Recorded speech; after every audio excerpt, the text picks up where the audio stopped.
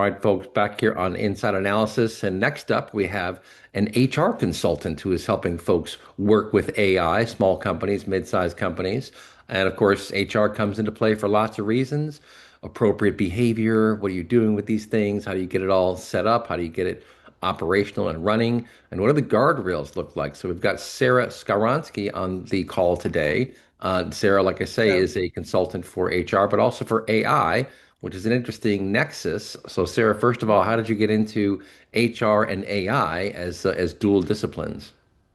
yeah, well, thank you so much for having me, and I'm excited to share a little bit about understanding the clarity of AI and knowing what kind of a what where you can actually use AI in your business. And I have been doing HR consulting. I've been doing HR for over 25 years, and 12 years ago I started consulting. And the last year I worked with on getting my AI certification just because I was interested. I've always been curious about technology and as I was getting my certification and learning more about it, I really saw that there was a bridge between HR and AI because as people are starting to use this in their business, there is a large risk of people not knowing that their employees are using it, especially in small businesses where people are just starting to use it, really starting to get excited about what they can do faster. But they're putting information into an LLM, a chat GPT, a Claude, without really understanding what the risks are. Yeah, well, And and that's a really good point. So understanding what you should be putting into an LLM and what you should not be putting into an LLM. Can you give us some exactly. examples? I mean, like credit card numbers and personally Really, yeah, identifiable social information. security numbers, credit card numbers, any personal identifiable information. I think that somebody said it great when they said anything you shouldn't or wouldn't put into an email, you probably shouldn't put Hmm. into AI. And so not having those guardrails set, not having the basics of going in and turning off that, learning from you can learn from me mode in AI. That is just one of the basic things that people need to understand and do first before they do anything else in AI. Yeah, so do you come in, do you give like seminars or do you just consult on a one-on-one basis where you kind of sit down with people and ask them where they are in their AI journey and then kind of tailor your education around that? Yeah, so I do both. What I generally start with is an AI clarity roadmap. So understanding where they're actually, what their work processes are looking like now, and seeing where Hmm. you can plug in AI to really streamline those workflows. One of the things that's really important to understand with AI is that it will do whatever you tell it to do. So if you have a workflow that is broken and is messy, it's going to do exactly that, but it's just going to do it faster.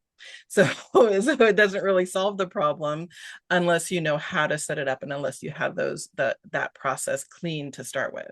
So I come in and Hmm. help people define what those processes are, help them tweak them a little bit to get them clean, and then create either trainings on how best to use it or help them set up systems or skills or agents so that those things can be automated and can take the load off. Yeah, that's pretty cool. And when you talk about agents, are you actually deploying agents? And if so, from what vendor? Can you talk about any specifics there? I work primarily with Claude, and so everything that I'm building is done from Claude. I've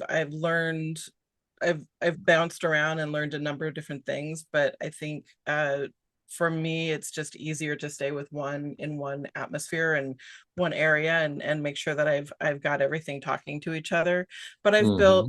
I've built my own AI chief of staff that really helps me Oh, really? to manage my day. It's, I start every day with asking Sloan what's going on today, and she tells me everything I need to know and helps me, especially as a solo HR person, to just have that person to bounce off of and talk to and make sure that I have all the information and have thought about everything, because being alone sometimes you have to work really fast and you don't always have the time to reach out to people and wait for them to get back to you, and so Sloan can do that for me. So did you connect Sloan to like your calendar and your operational Mhm. systems? Like Yeah. what kind of Yeah. connection is there? So I have her connected to my email, my calendar. She actually built a entire Notion database for me. I had never used Notion before I started using AI, and that was where we store kind of the brains of the company now. And so anytime I need anything simple like what is this client's address, what benefit broker do they have, what is their, what is their policy on vacation, she has all that information and I can pull it directly from there. And I Hmm. have 12 clients that I'm working with regularly. I cannot keep that information in my head, and being able to do these things in 2 minutes rather than the 10 minutes it would take me to go and find it and look it up, it just, that simple thing has saved so much time. That's pretty cool. So you're an AI Yep. first HR consultancy these I days, right? am, that is what I am, yes. That's I've, that's I've, that's pretty yeah, cool. And yeah. do you find that now the one challenge, of course, with LLMs is that they are probabilistic, so they do hallucinate at times. Do you find Mhm. that using Notion helps you avoid hallucinations? Have you come across any strange, messages from Sloan that Yeah. didn't seem to add up? Yeah, I mean I still do, and I've learned along the way. I've learned a lot more about things like context and context bloat, and how to manage that. I think one of there's a couple things that when it's really important, I will go back and say, okay, break this down. I want you to go back and double check all of your work and tell me what's wrong with it. I ask it at the beginning of any like brand new query, any brand new conversation. I ask it to ask me clarifying questions so that it starts to tell me, it starts to get me to think about how to actually build a prompt that's better and getting the information that I want from it. Hmm. So being able to do that is has really saved a lot of time in that, in the back and forth. Yeah, and do you also use it to keep tabs on changes in regulations? I mean, if you're doing HR, Do you have all sorts of different states. They have different requirements. I Municipalities have different do. requirements. Is that something you use it for? Definitely. I actually have, I think, what am I up to? I have 8 different agents or AI employees that are doing work for me. And one is a law person. She goes out and once a month scours the internet for any updates, any upcoming changes, anything that's updated. Because my clients are all over the country, I have to know about anything that's new in Massachusetts or in Illinois or any of the different states. And so that's one way to keep on top of it and to make sure that if it affects my clients, I can go and create that policy proactively rather than having to do it when I'm reviewing their handbook at the beginning of the year. Yeah, that's interesting. And here, I'll give you a tough question to close out here. One thing that if you do give access to your organization and you have a lot of employees and they're all logged into this platform or that platform, one of the things that it could do is just monitor for compliance violations. Yeah. Have you seen that as a protocol, as a discipline? Is that evolving? Because it sounds both good and bad. It sounds, because it's going to you find lots of know, stuff. Yeah, I love these conversations because it always brings up something that I'm like, oh, that's definitely something. I think the last time I had a conversation like this, it was who owns an agent when an employee creates an agent, who actually owns that? Right. And but to your point, I